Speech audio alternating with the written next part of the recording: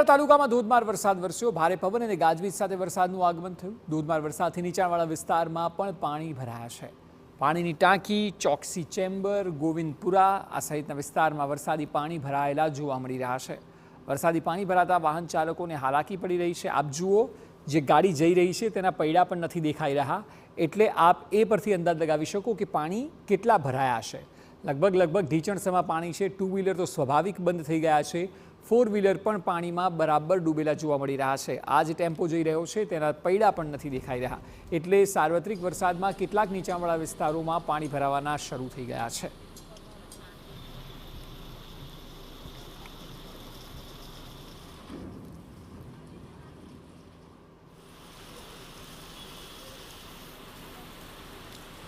બાળકોએ વરસાદમાં પલળવાની મજા માણી હતી।